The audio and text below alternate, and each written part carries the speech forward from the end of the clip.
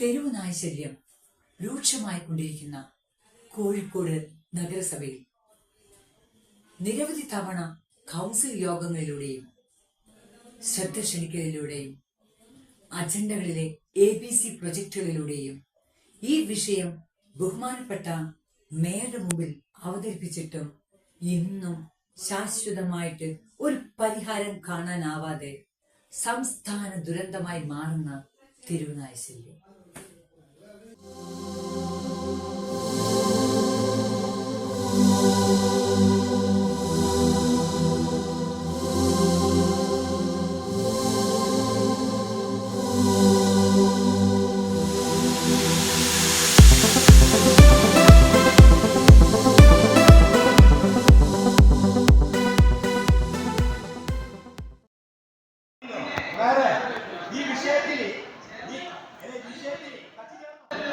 ബഹുമാനപ്പെട്ട മേയർ ഈ കഴിഞ്ഞ 2 ആഴ്ച മുമ്പ് നടക്കാവ് വാർഡിൽ 19 പേരെ കടിച്ചു.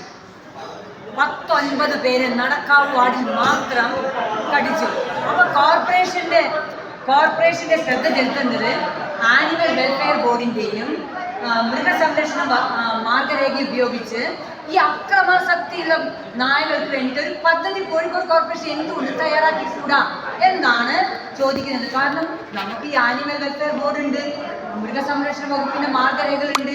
ഇത് വെച്ചിട്ട് അക്രമാസക്തിയുള്ള നായകൾക്ക് വേണ്ടിയിട്ടുള്ള ഒരു പദ്ധതി തയ്യാറാക്കാൻ ബഹുമാനപ്പെട്ട മേയറുടെ നേതൃത്വത്തിൽ കോഴിക്കോട് കോർപ്പറേഷൻ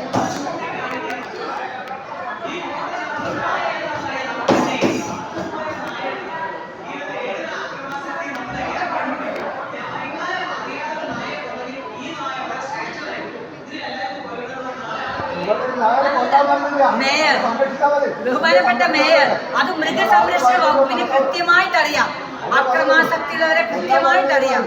എന്തെങ്കിലും ഒരു പദ്ധതി കോർപ്പറേഷൻ ചെയ്തേ പറ്റൂ.